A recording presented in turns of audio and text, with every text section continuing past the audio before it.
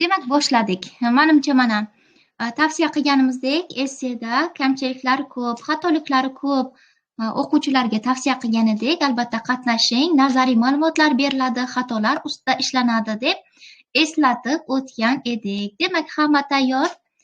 Darsni boshlaymiz. Demak, diqqat qiling. Siz bilan bugungi darsimizda esse matni qurilishi haqida gaplashamiz. Undan keyin eng ko'p yo'l qo'yiladigan xatolar va yakunida mezon asosida baholash haqida tushuncha berib o'taman. Demak, diqqat qiling. Avvalo mana esse tarkibiy qismi haqida gapirishdan oldin esse yozishga tayyorgarlik haqida ozgina ma'lumot berib o'taman. Ya'ni esse yozishga tayyorgarlikda birinchi nima qilish kerak? Bularni sizga oldingi darslarda eslatib o'tganman, yana qayta takror aytaman. Eng avvalo sizga berilgan mavzuni yaxshilab tushunib olishingiz kerak. Mavzuda nima so'ralyapti?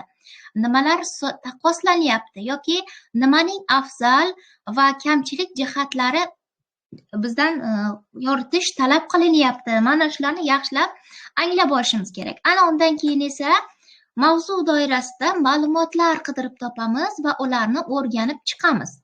Ya'ni, xo'sh, bizga berilgan mavzu haqida bizda tasavvurlar yetarli bo'lmasligi mumkin, bilimlarimiz kamlik qilishi mumkin. Mana shunday sharoitda, demak, internet ma'lumotlaridan yoki manbalardan o'sha mavzu doirasida ma'lumotlarni topib o'rganib chiqamiz. Ana undan keyin esa xo'sh, reja tuzib olamiz. Ya'ni, essiyamizda nimalar haqida yozmoqchimiz, nimalarni solishtirishimiz kerak, qanday argumentlar tanlab oldik. Mana shularni xo'sh, tartibga solib olish uchun albatta reja tuzib olishimiz kerak bo'ladi.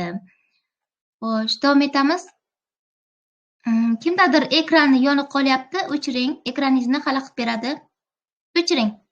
Kamera yoniq, Mo'tabar Qarshiyeva. Kamerangizni o'chiring, xalaqit beradi. Yaxshi. Ketdik. Xo'sh. Reja tuzib olganingizdan keyin, ya'ni darhol boshlab ketmaysiz-ku, to'g'rimi, esse yozishni? Avval essening qoralama nusxasini yozishni boshlaysiz. Ya'ni qoralamada siz xato fikrlarni tuzatishingiz yoki savodxonlikka oid kamchiliklaringiz, xatolaringiz bo'lsa, ularni qayta to'g'rilab olishingiz mumkin bo'ladi. Rejani albatta o'zingiz uchun belgilab olasiz. U inshodagi kabi matn boshda keltirilmaydi. Lekin nima deyishingiz kerak, nimalarga urg'u qaratasiz, qanday dalillar keltirasiz, mana shularni dastlab o'zingiz aniqlab olishingiz kerak. Demak, sizda eng ko'p uchraydigan kamchiliklardan biri mavzuni yetarli darajada yorita olmasligingizning sababi mana shu. Siz tayyorgarliksiz boshlab yuborasiz yozishni. Hech qanday reja tuzmasdan bitta oq listni olib boshlab ketasizlar. Demak, bu katta xatolik. Tayyorgarlik ko'rish kerak, ma'lumotlar yig'ish kerak. Avvalo o'zingiz uchun xomaki reja tuzib olishingiz kerak. Mana shu jihatlarga demak e'tiborli bo'ling. Esse qurilish haqida gapiradigan bo'lsak, mana esse 3 ta asosiy qismdan iborat shaklda yoziladi. Ya'ni birinchisi kirish. Kirish qismi albatta qisqa bo'lishi kerak va topshiriq matni aynan ko'chirilmasligi kerak va yakunida tezis qo'yish kerak. Demak, kirish bor yo'g'i 3-4 jumladan iborat holda yoziladi. Ya'ni kirishga qo'yilgan talablar bo'yicha kirishdagi so'zlar hajmi 40-45 tadan oshib ketmasligi kerak. O'rtacha 30-35 ta so'zda, ya'ni 3-4 jumlada siz kirish qismini bayon eta olishingiz kerak. Ayrimlar kirishni juda ko'p cho'zib yuborishadi. Bu demak noto'g'ri, kerak emas. Yoki masalan juda kam bittagina mavzuni parafrazni qismini yozib, kirishni tugatib qo'yishadi. Demak, bu ham kamchilik hisoblanadi. Ikkinchi qiladigan ishimiz demak asosiy qismni yoritish, ya'ni asosiy qism 3 ta xat boshiga bo'linadi. Asosiy qismning birinchi tomoni jamiyatdagi A toifa vakillarining qarashlarini ko'rsatadi. Asosiy qism ikkinchi tomoni esa jamiyatdagi B toifa vakillarining mulohazalarini, mavzu yuzasidan qarashlarini o'zida aks ettiradi. Asosiy qismning 3-xat boshisi esa shaxsiy fikr, ya'ni esse yozuvchi talabgorning o'zini qarashlarini, mulohazalarini yoritadigan o'rni hisoblanadi. Shu o'rinda bir narsani eslatib o'taman, esse qaysi tilda yozilishi kerak, ya'ni ikkinchi shaxs tilidan yozilishi kerakligini ham eslab qoling. Siz essening kirish qismini asosiy qismning birinchi tomoni, ikkinchi tomonini albatta uchinchi shaxs tildan yozib berasiz. Chunki u yerda bayon etayotgan fikrlar sizniki emas. Jamiyatdagi A va B toifa vakillarini qarashlarini matnga tahlilchi, kuzatuvchi sifatida uchinchi shaxs tildan yoritgan holda olib kirasiz. Faqatgina shaxsiy fikr qism va xulosadagina birinchi shaxs tildan yozishingiz mumkin bo'ladi. Xo'sh, xulosaga diqqat qiling. Xulosa albatta qisqa bo'lishi, asosiy qismda aytilgan fikrlar umumlashtirilishi kerak va xulosani albatta asoslashga harakat qiling. Ya'ni nima sababdan shu tomonga tarafdor bo'lyapsiz, mana shuni sezdirib o'tishingiz kerak va undan keyin xulosada yuqoridagi fikrlar umumlashtirilgan holda keltirish ham maqsadga muvofiq. Bundan tashqari xulosa qismida siz masalaning yechimini o'sha qaysi sohani yoritayotgan bo'lsangiz, o'sha sohaning taraqqiyotiga bog'lagan holda jamiyat, davlat taraqqiyoti yoki masalan tibbiyot haqida yozyapsizmi, ta'lim haqida yozyapsizmi, ijtimoiy soha haqida yozyapsizmi, o'sha sohaning rivojiga bog'lagan holda yakunlab berishingiz kerak. Aynan ibratli fikr ham xulosada berilishi tavsiya qilinadi. Xo'sh, davom ettiramiz. Kirish qism haqida gaplashib olsak. Demak, qarang, kirish qism degani bu, hozir bir daqiqa. Kirish qism bu 3 ta jumladan iborat holda tuziladi. Eng ko'p 3-4 ta. Siz uni oshirib yuborishingiz kerak emas. Ya'ni birinchi kirish qismni eng birinchi gapi bu mavzuga doir umumiy gap hisoblanadi. Misol uchun, sizga ta'lim sohasiga oid yozish uchun masala muhokama qilinadigan mavzu tushdimi? O'sha ta'lim sohasining bugungi kundagi ahamiyatini tushuntirib beruvchi fikr bilan boshlashingiz kerak. Misol uchun, hozirgi kunda yurtimizda ta'lim sohasiga ko'proq e'tibor qaratilyapti yoki ta'lim sohasida keng islohotlar amalga oshirilmoqda degan umumiy gaplar bilan boshlab berasiz. Ana undan keyin kirish qismining ikkinchi gapi bu sizga yozish uchun berilgan esse mavzusining qayta ishlangan, ya'ni parafrazasi hisoblanadi. Ya'ni ustozingiz sizga yozing deb topshirgan esse mavzusini mazmunini saqlab qolgan holda shaklini o'zgartirasiz. Ya'ni diqqat qiling. Bunda so'zlarni sinonimlarga almashtirishingiz yoki sinonimlar topilmagan taqdirda ularni kengaygan birikmalar, jumlalar orqali qayta yoritib berishingiz kerak. Bunda matnning, ya'ni mavzuning mohiyati saqlanadi, uni shaklini o'zgartirasiz.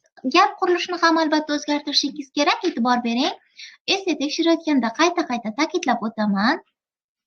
Agar sizga yozish uchun berilgan esse mavzusi sodda gap ko'rinishda bo'lsa, siz uni parafraz holida qayta ishlaganingizda qo'shma gapga aylantirib yuborasiz yoki teskarisi.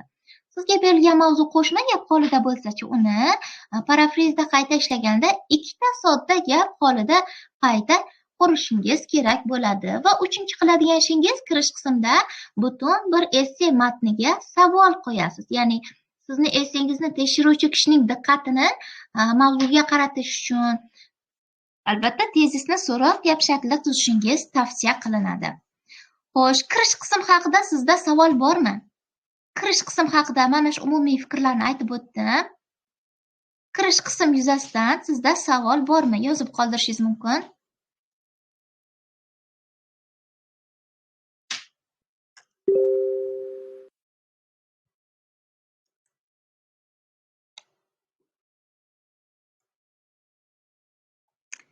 Xo'sh, savol yo'q. Tushunasiz-a, demak. Birinchi marotaba esse yozayotganlar, siz tushunasizmi? Sizda savol yo'qmi? Kirish qism demak. Xo'sh, fikrlaringizni yozib qoldirishingiz mumkin.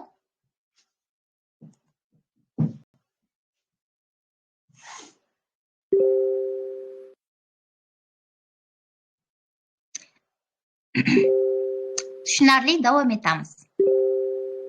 Ana endi asosiy qism haqida fikrlarimizni bayon qilamiz. Asosiy qism haqida gaplashamiz. Xo'sh, asosiy qism 3 ta xat boshidan iborat holda yoziladi. Ya'ni asosiy qismning birinchi xat boshisi jamiyatdagi A toifa vakillarining mazkur masala yuzasidan mulohazalarni ko'rsatib turadi.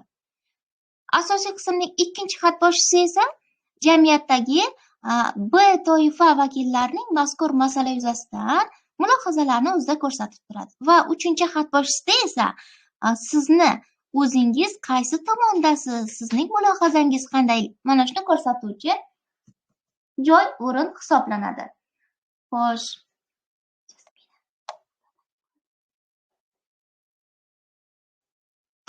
Davom ettiramiz. Demak, birinchi xatboshda albatta birinchi xatboshni tomonni tanishtirish bilan boshlashingiz tavsiya qilinadi. Ya'ni bir doniga argumentlarni yozib ketmasdan tomonni tanishtiring. Misol uchun, xo'sh, bu masalada yoki ushbu masalada birinchi tomon vakillarining bunday qarorga kelishlariga yetarli asoslari bor yoki birinchi tomon vakillari bunga shunday qaraydilar yoki birinchi tomon vakillari fikricha deb albatta tomonni tanishtirgan holda boshlab ketishingiz kerak bo'ladi.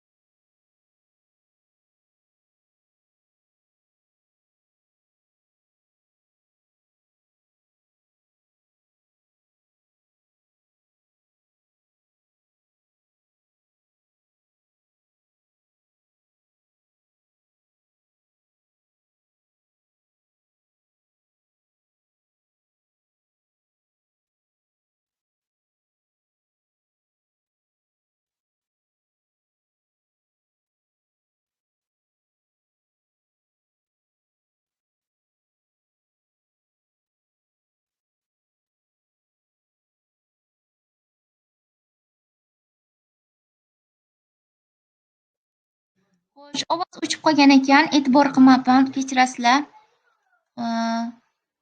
Endi eshitilyapti menimcha. Xo'sh, asosiy qismda mantiqiy ketma-ketlikka rioya qilish haqida gapirayotgan edim. Kechirasizlar. E'tibor qilmabman yozuvlaringizga.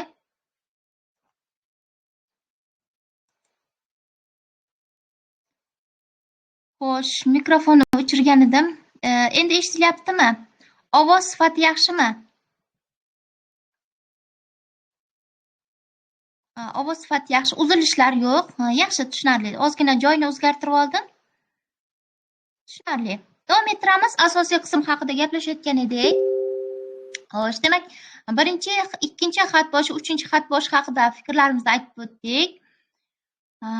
Xat boshlar orasida mantiqiy ketma-ketlik, mantiqiy izchillik ta'minlanishi uchun albatta tomonni tanishtirish bilan boshlashingiz kerak. Misol uchun, bu masalada birinchi tomon vakillari shunday fikrdalar yoki bu masalada yetarlicha asoslari, birinchi tomon vakillari bunday qarorga kelishlariga yetarli asoslari bor yoki masalan ikkinchi tomon vakillari bu masalaga boshqacha qaraydilar shaklida albatta tomonni tanishtirish bilan boshlashingizni tavsiya qilaman. Mana shundagina xat boshlar orasida mantiqiy izchillik, ketma-ketlik ta'minlangan bo'ladi. Yana bir jihatga e'tibor qiling. Xo'sh, siz asosiy qismning birinchi tomonda ham, ikkinchi tomonda ham masalani yetarli darajada yoritishingiz uchun kamida ikkitadan argument keltirishingiz kerak. Bir xil esse yozganlarda kuzatdim, bitta argument va bitta dalil bilan masalani yakunlab qo'yganlar. Demak, bu noto'g'ri. Kamida ikkita argument bilan bayon qilishingiz kerak bo'ladi. Va yana shu narsaga diqqat qiling. Xo'sh, esse'da yozayotganda, argumentlaringizni keltirayotganda albatta argumentlarni ahamiyatlilik darajasiga ko'ra joylashtirib chiqing. Misol uchun, xo'sh, kechagina yozgan mavzuyimiz, hozir eslab aytaman sizga. Sirtqi ta'lim haqida yozgan edik. Sirtqi ta'limning qanday afzalliklari bor? Birinchidan, xo'sh, har doim yoki masalan har kuni o'qishga qatnay olmaydigan oilaviy mehnat sharoitlari, xo'sh, kunduzgi ta'limga mos kelmaydigan kishilar uchun ancha qulay.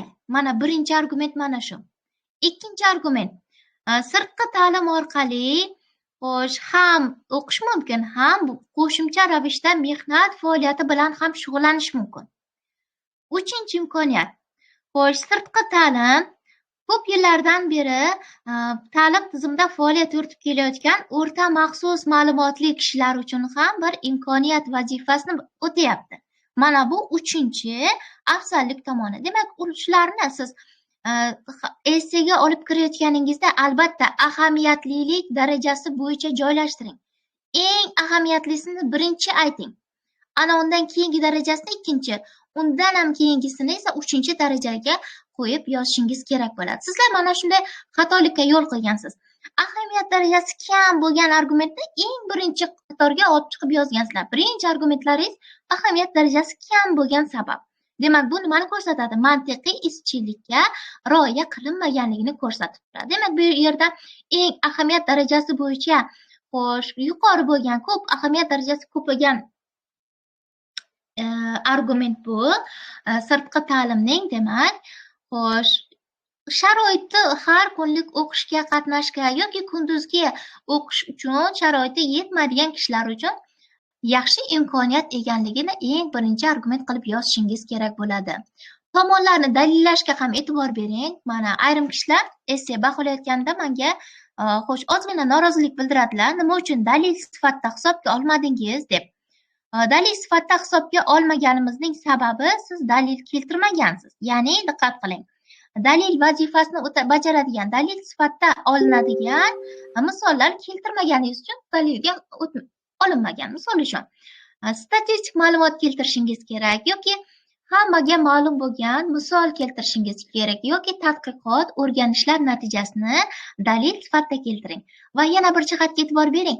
Siz keltirayotgan dalil siz qo'yayotgan, ya'ni siz aytayotgan argumentga mos bo'lishi kerak.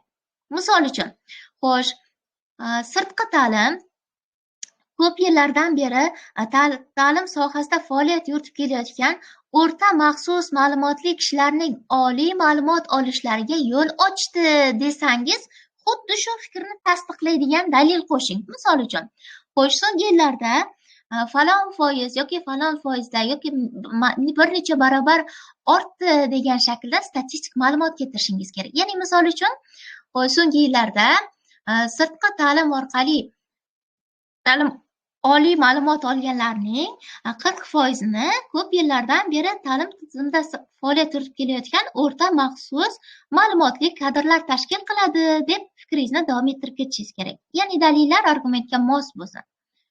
Xo'sh, bundan tashqari yana asosiy qismga shu narsaga diqqat qiling. Xo'sh, mantiqiy izchillik ta'minlanishi uchun dalil albatta matnning yakunida berilishi kerak. Ayrimlar birinchi dalildan boshlaydi.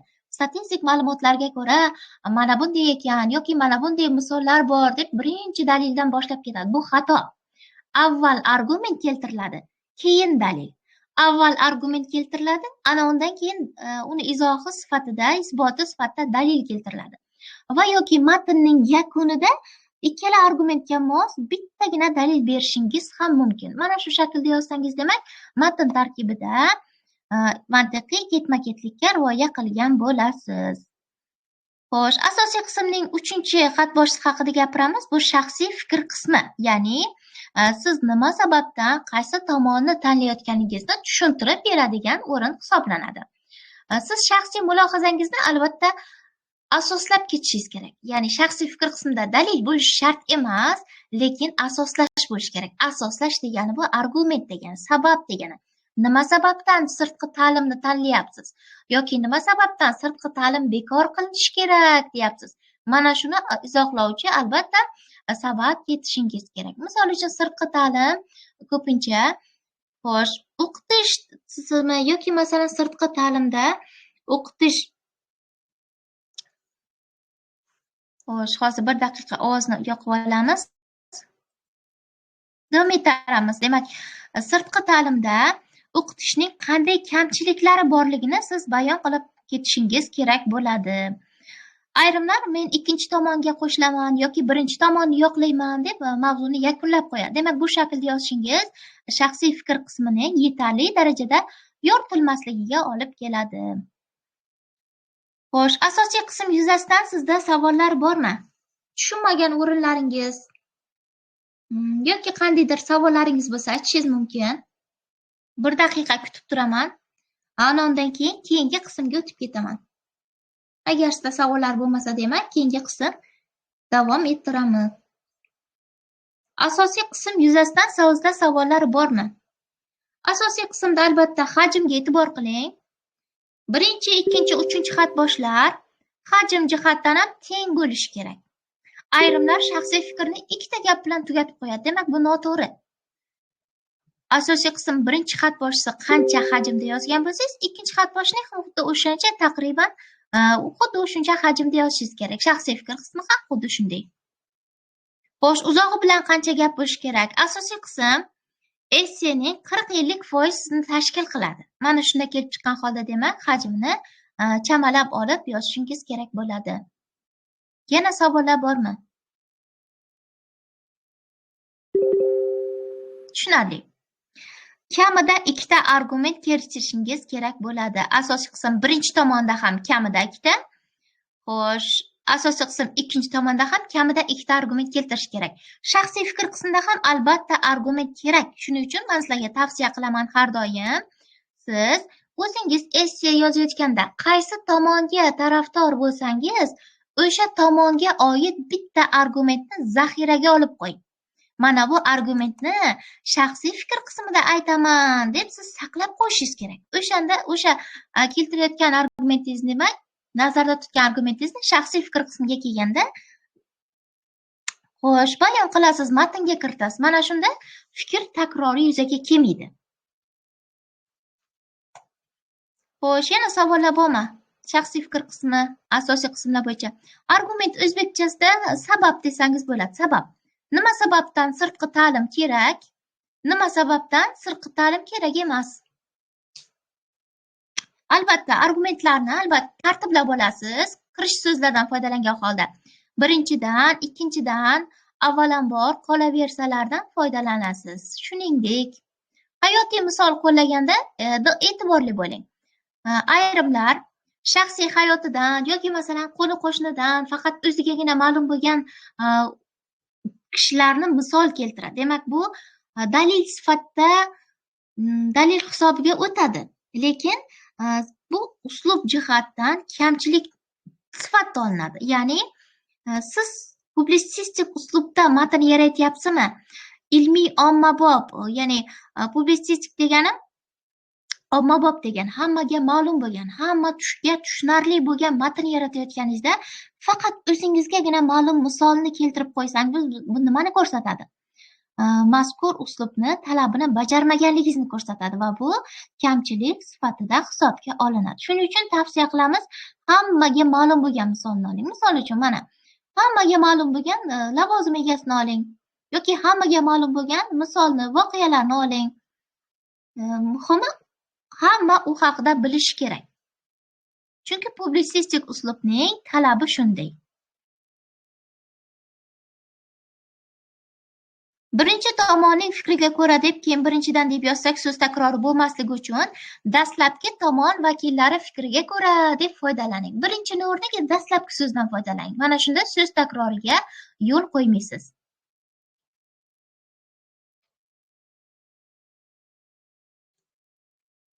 Yana savollar bormi? Yozib qoldirishingiz mumkin.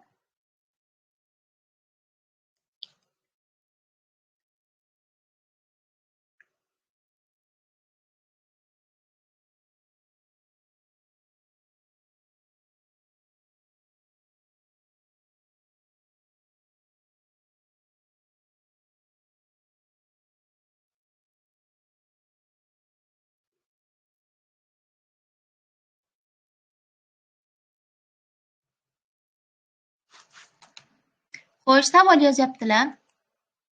Shaxsiy fikrda dalil sifatida iqtibos qo'llasak dalilga o'tmaydi. Dalil turibman-ku, dalil degani bu statistik ma'lumot, tadqiqot, o'rganishlar natijasi yoki hammaga ma'lum bo'lgan misol degani. Hech qachon iqtibos dalil bo'lib ketolmaydi.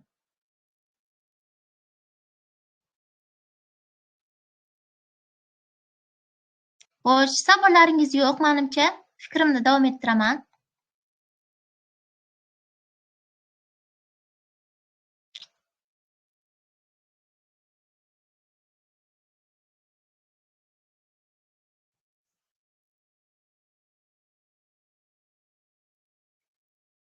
Yaxshi, menimcha savollar yo'q, fikrimni davom ettiraman.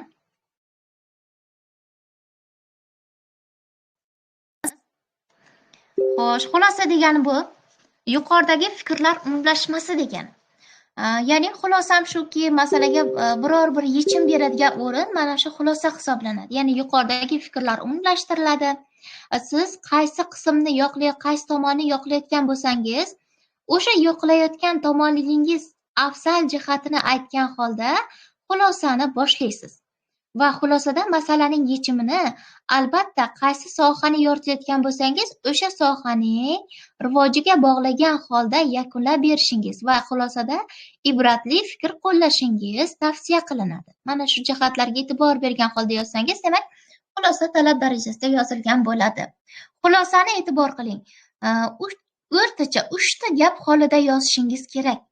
Ayrimlar 2 ta gap bilan tugatadi. Demak, bu xulosa yetarli yoritilmaganligini ko'rsatadi. Chunki xulosaning yuqorida aytganimdek 4 ta talabi bajarilmaydi. Ya'ni o'zingiz yoqlagan tomon asoslanishi kerak, ibratli fikr aytilishi kerak va xulosada xo'sh, masalaning yechimi berilishi kerak va bu masala yechimi o'sha soha rivojiga bog'lanishi kerak bo'ladi.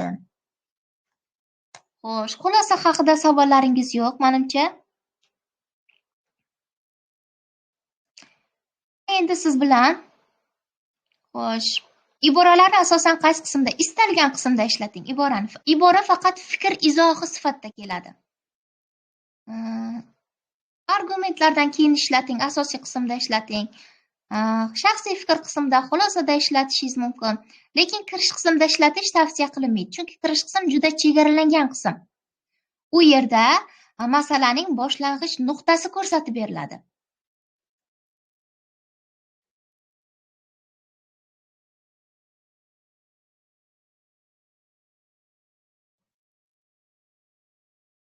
Xo'sh, yana savollaringiz bormi? Esse qurilishi yuzasidan sizda savollar bormi?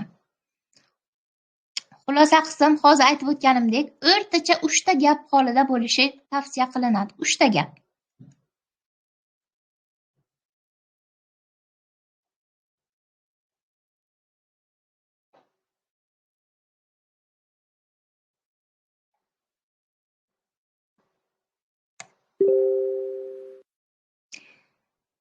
Xo'sh, savol yozyaptilar. Esseda dalil yozsak bo'ladimi? Albatta, dalil aytyapman-ku. Asosiy qismning birinchi tomonida, ikkinchi tomonda ham kamida bittadan dalilingiz bo'lishi kerak.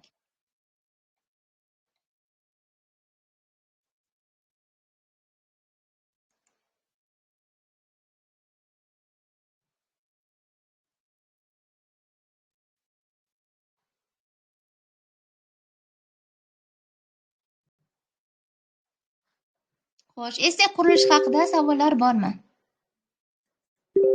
Savol yozyaptilar. Xulosada iqtibos keltirsak ball ko'tarishga albatta iqtibos bu ibratli fikr degani. Ibratli fikr xulosaning bir talabi. Xulosadagi talablardan biri bu xulosaning ibratli fikr bilan yakunlanishi. Demak, ibratli fikr vazifasini albatta barqaror birikmalar bajarib berishi mumkin. Shaxsiy fikrda ham, xulosada ham yechim yozishimiz kerakmi? Albatta. Asosan ko'pincha yechimni shaxsiy fikrda boshlab turib, xulosada uni yakunlab berasiz. Ya'ni jamiyat rivojiga taqa berasiz. Siz topgan yechimingiz xulosa qismda jamiyat rivojiga yoki qaysi sohani yoritayotgan bo'lsangiz, ta'limni yoritayotgan bo'lsangiz, ta'lim sohasini, tibbiyotni yozayotgan bo'lsangiz, tibbiyot sohasining rivojiga bog'lab berilishi kerak bo'ladi. Xo'sh, mening tushunishimcha xulosada menimchaga boradigan fikrni yanada yoritish uchun kerakmi? Albatta, menimchada aytgan fikringizni xulosada tugatasiz. Masalan, yechimini o'sha soha rivojiga bog'lagan holda ibratli fikr bilan yakunlab berasiz.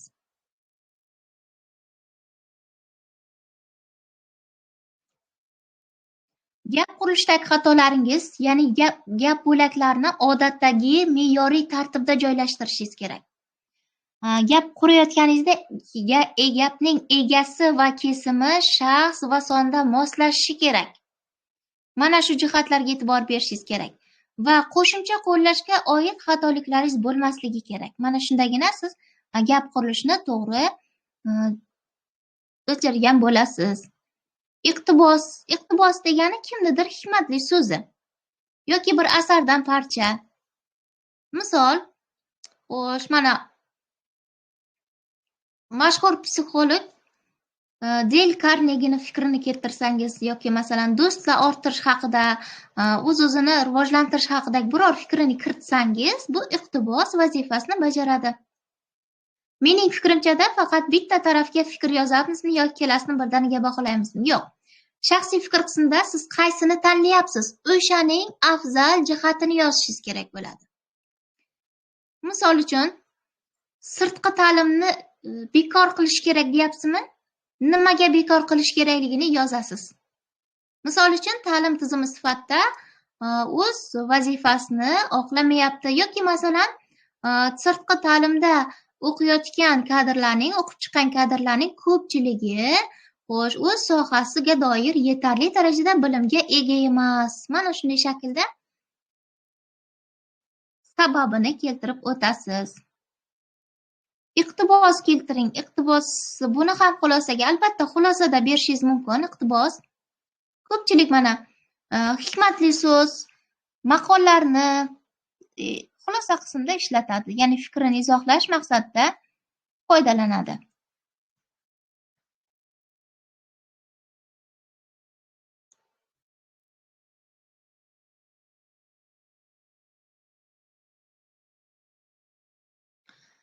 Xo'sh. Yana savollaringiz bormi? Essiya qurilishi yuzasidan sizda savollar bormi?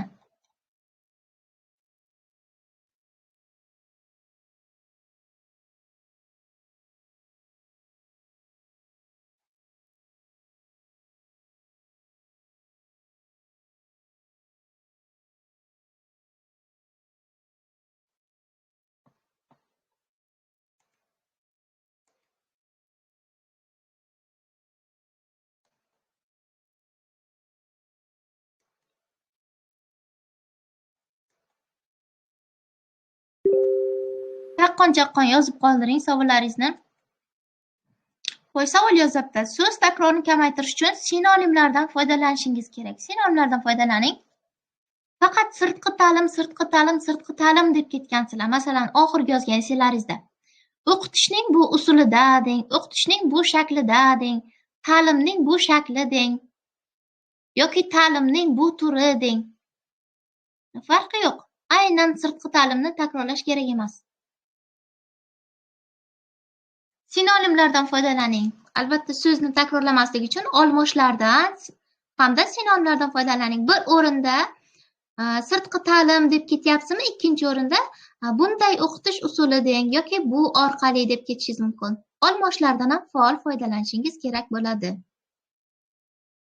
Xo'sh, esse qurilishi yuzasidan sizda savollar bormi?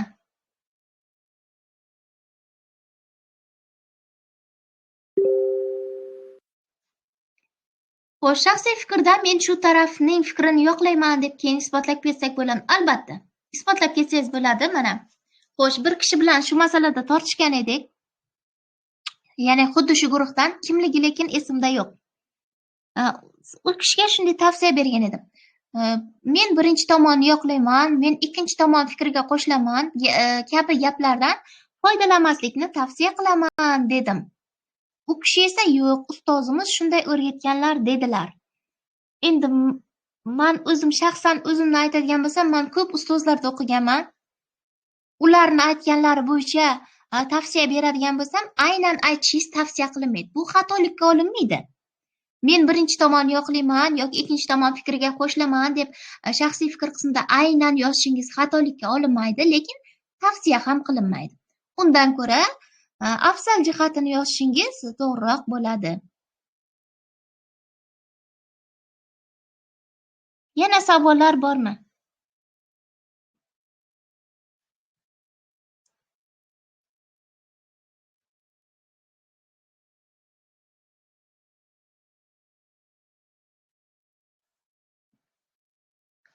Chaqqon yozib olamiz savollarimizni. Keyin mavzuga qaytaman.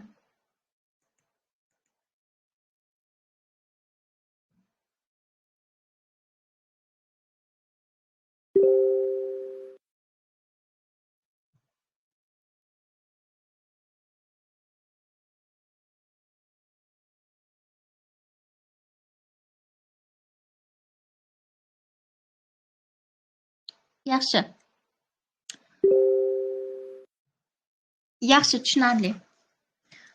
Men-ku mavzuga qaytaman. Sizlar yaxshi o'zlashtiryapsizlarmi? Shunga qiziqyapman. Men-ku davom ettirib ketaveraman. Qancha gapirish mumkin bo'lsa gapiraveraman, lekin shuncha qismini esda saqlay olishlaringiz kerak. Yana esse tekshirsam, aytib turgan narsamni yana xato bajarsangizlar, keyin men juda asabiylashib ketaman. Nima uchun bular o'rganmayapti, nima uchun e'tibor qilmayapti deb o'zimga savol beraveraman. Shuning uchun qanday nazariya dars o'tildi, o'shani konspektlashtirib oling. Demak, buni qilmasligim kerak ekan, mana bu jihatga e'tibor berish kerak ekan, mana bu shaklda yozilar ekan deb o'zingiz uchun qisqacha konspektlashtirib oling. Xo'sh, demak ketdik. Savollaringiz yo'q menimcha. Qolipga toshib oldingiz degan ekanlar. Xo'p, yaxshi. Xo'sh, ustozlaringiz sizga jonli dars ham o'tadilarmi esse yuzasidan? Misol uchun, mana oxirgi iyul oyida essedan jonli dars o'tdilarmi, offlayn dars?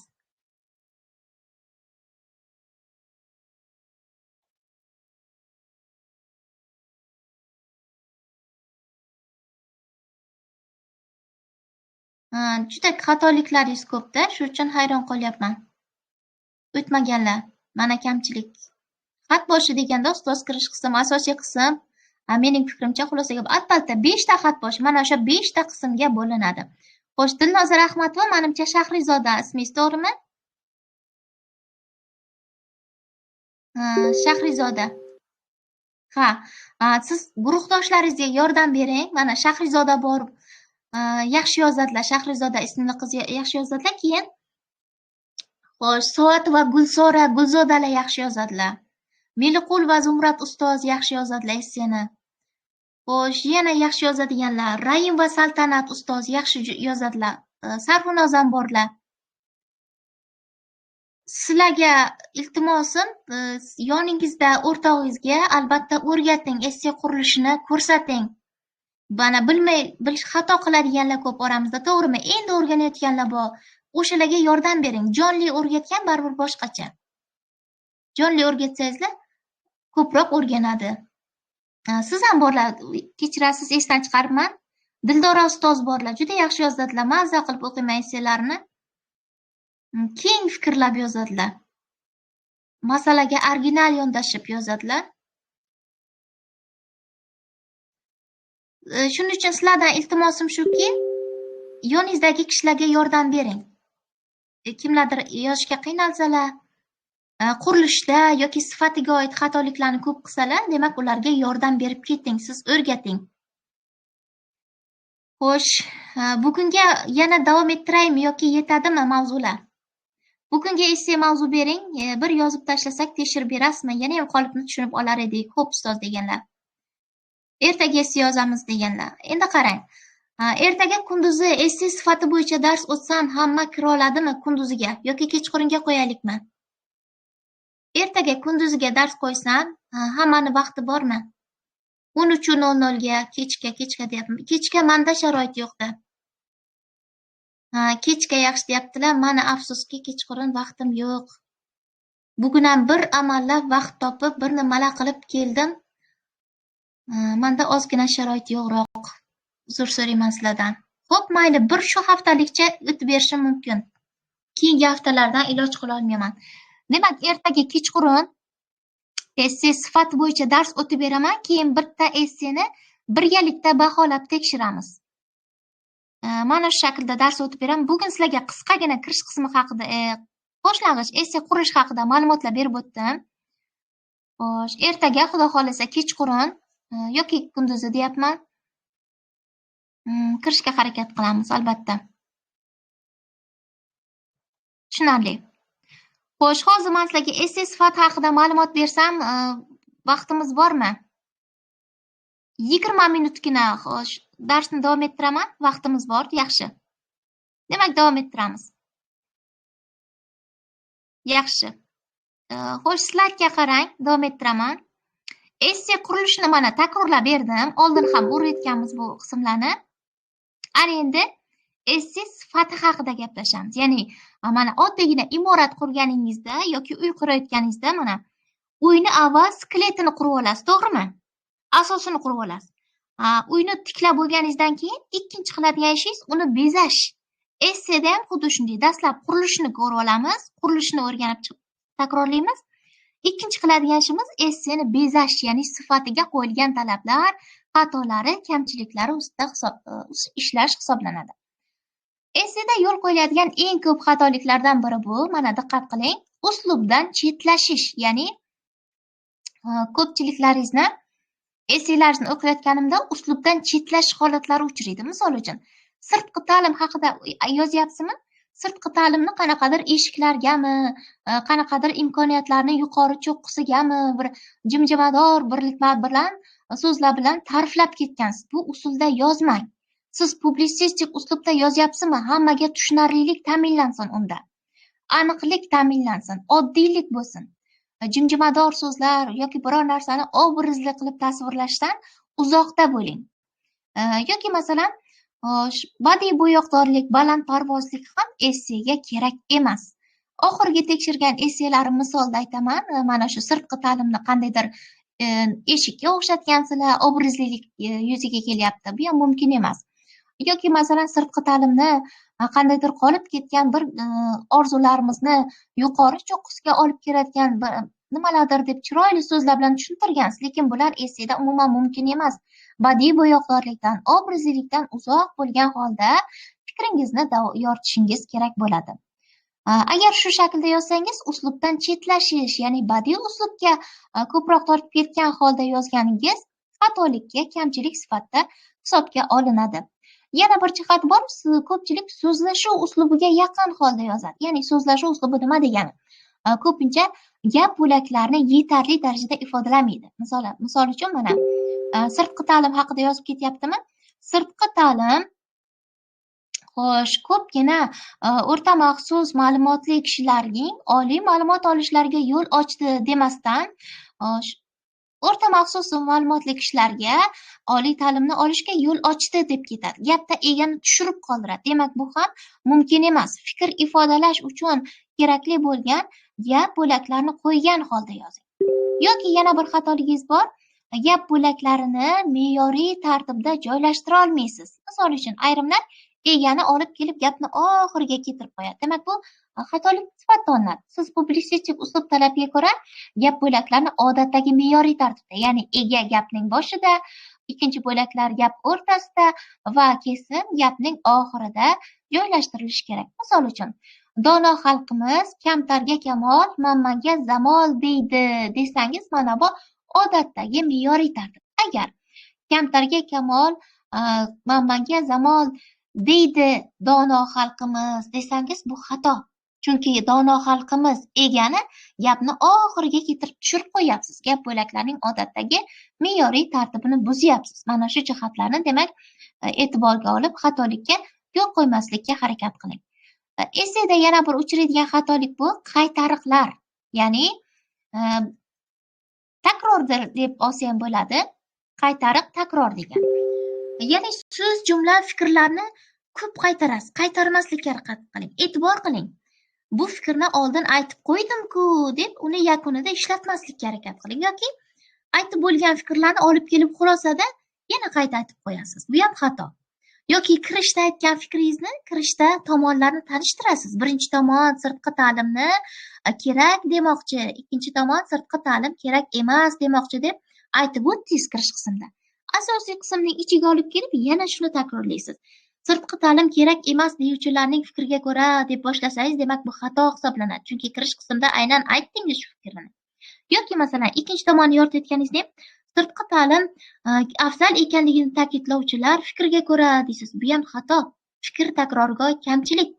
Chunki birinchi tomonning va ikkinchi tomonning nima deyotganini siz kirish qismida aytib o'tdingiz, tanishtirib o'tdingiz. Endi asosiy qismda uni qaytarmaslikka harakat. Yoki so'z takrorlariga ko'p yo'l qo'yasiz. Mana yozib ketaverasiz, lekin o'zingiz bilmagan holda takrorga yo'l qo'yasiz. So'z takrorini oldini olish uchun olmoshlarga murojaat qiling. Bir o'rinda sirtqi ta'lim dedingizmi, ikkinchi o'rinda bu orqali deng. Uchinchi o'rinda ta'limning ushbu shakli deng yoki o'qitishning mazkur usuli deng.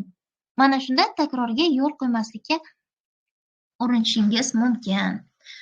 Xo'sh, esseda uchraydigan yana bir kamchiliklardan biri bu, hozir chatga qaytaman. Agar qaysidir so'zlarning sinonimi topilmasa, uni kengaygan birikma orqali bering. Kengaytiring, izohlang. Misol uchun mana, xo'sh, qaysidir so'zlar birikmalar bo'lishi mumkin. Shifokor so'zini olaylik. Shifokor, shifokor, shifokor deb qayta-qayta takrorlamaslik uchun bir o'rinda shifokor deb ishlating. Ikkinchi o'rinda salomatlik posboni deng. Uchinchi o'rinda xo'sh, sog'ligimiz uchun mas'ul bo'lgan shaxslar deng. Ana sizga kengaygan birikma. Xo'sh, demak shu shaklda yozishingiz xatolikka olinmas ekan. Xo'sh. Mavzu yuzasidan savollar bormi sizda? 3 ta xatolik turi haqida gaplashdik. Mavzu yuzasidan sizda savollar bormi?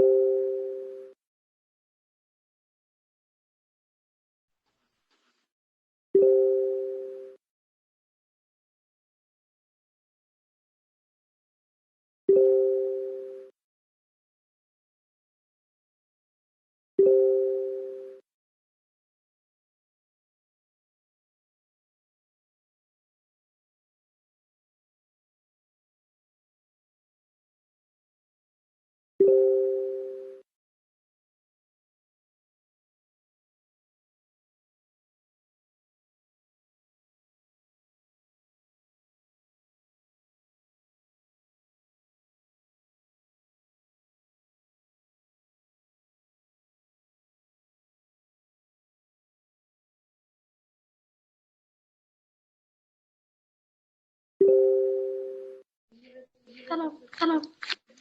Xo'sh, savolingiz bo'lmasa, tushunarli. Savollaringiz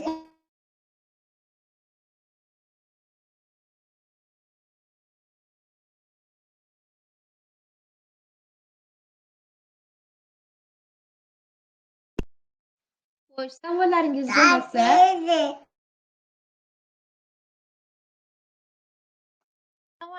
bo'lmasa, chatni yakunlayman. Xo'sh, ertaga dars vaqtini kelishib olib